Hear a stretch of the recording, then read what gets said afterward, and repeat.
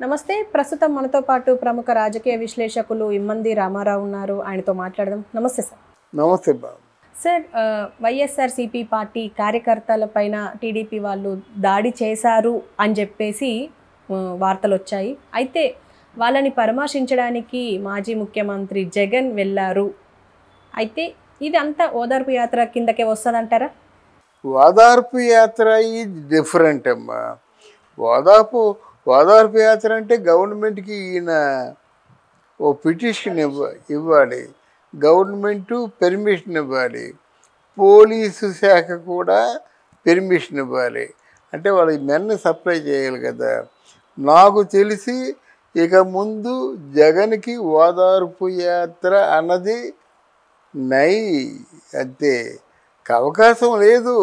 దీని ఓదార్పు యాత్ర కాదు, జగన్ని ఓదార్చడానికి వాళ్ళందరూ కలిసి వేసుకునే ఒక సమావేశం. కానీ ఇది ఓదార్పు యాత్రలాగా అవుతుంది. ఎవరికేమైందని ఎవరికి ఏమీ కాలేదు. ఒక్క జగన్కే మాడు పగిలిపోయింది. దాన్ని సరైన వైద్యం చేయించుకోవటం లేదు. ఆ తలచెక్క పనులు చేస్తున్నాడు. అందులో ఒక పని ఇక్కడ విజయవాడలో కార్యకర్తల్ని కలవడం. ఆంధ్రప్రదేశ్కి గుడ్డికాయ విజయవాడ. ఆ విజయవాడలో ఉన్నటువంటి కార్యకర్తలు ఇంతవరకు చాలా బలమైన కార్యకర్తలు ఉండేవారు. ఆ విజయవాడలోనే మనకి పరిటాల రవి వస్తాడు, విజయవాడలోనే మన పేరు నానొస్తాడు, తర్వాత ఏమో ఈయనెవరు మల్లాది విష్ణు వస్తాడు, విజయవాడలో వల్లభనేని వంశ వస్తాడు. తర్వాత వీళ్ళందరూ ఈ దుష్ట చతుష్టయం లాంటి మనుషులందరూ అక్కడికే వస్తారన్నమాట. ఈ దుష్ట చతుష్టయం అని పేరుతో పిలవడానికి మనకి ధైర్యం కావాలి. మనకి ధైర్యం వాళ్ళు ఇచ్చిందే, మన కొత్తగా తీసుకుంది కాదు. కొడాలి నాన్న చేసిన పనులన్నీ కోడి పందాలు, గంజాయి, సారాయి, క్యాజినో, దీన్నేమంటారండి? దుష్టుడు అంటారు అన్నీ. ఇకపోయినట్టయితే వల్లభనేని వంశీ మొత్తం గన్నవరం అండి, మొత్తం అక్కడ విజయవాడలో ఉన్నటువంటి భూములన్నింటినీ కబ్జా చేశాడు. బయటికి చెప్పకుండా వ్యాపారాలు చేశాడు. మరి ఆయన దుష్టుడు కదా. మల్లాది విష్ణు దగ్గర అది కల్తీ మందు తాగి కొంతమంది చచ్చిపోయారు. ఒకనొకప్పుడు వాళ్ళు లేపేస్తారనుకున్నారు మల్లాది విష్ణు. ఇంకెవరున్నారు ఇక్కడ? మన పేరుని నాని, ఆయన ఒకడు వస్తాడు. వీళ్ళందరి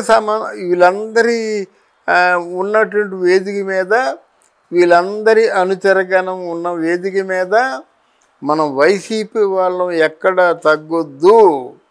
తెలుగుదేశాన్ని నామరూపాలు లేకుండా మొట్టు వేద్దాం.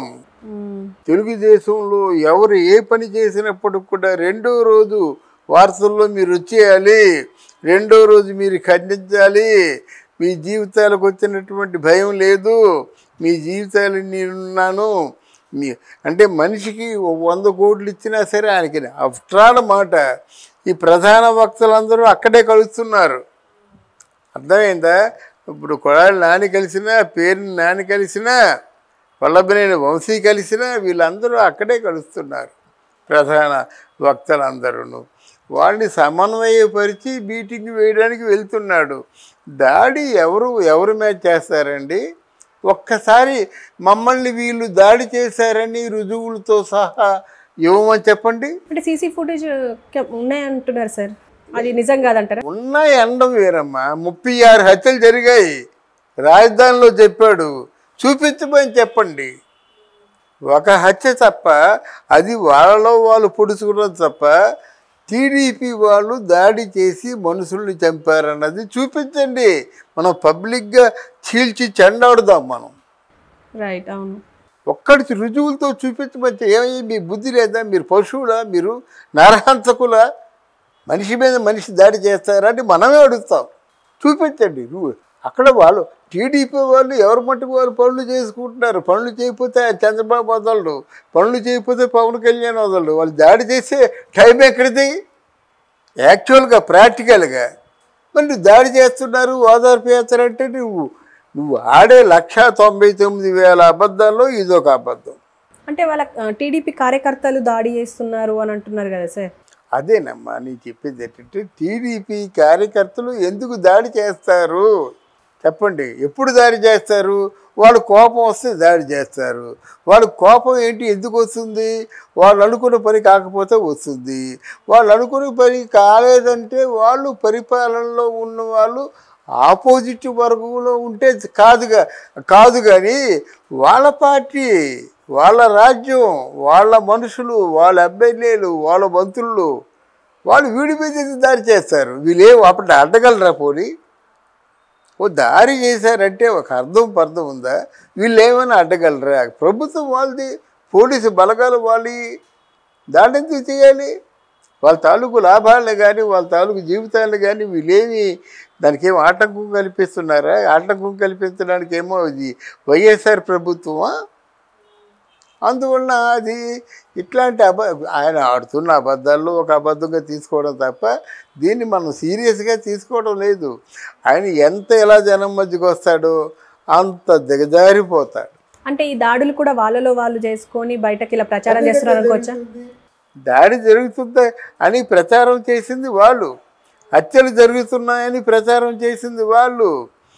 సుచరిత మన మంగళపూడి అనిత ఛాలెంజ్ చేసింది కదా, ఒక్క కేసు చూపించండి వెంటనే ఛార్జ్ తీసుకుంటా అని చెప్పింది. అంతే కదా, ఛాలెంజ్ చేసింది కదా.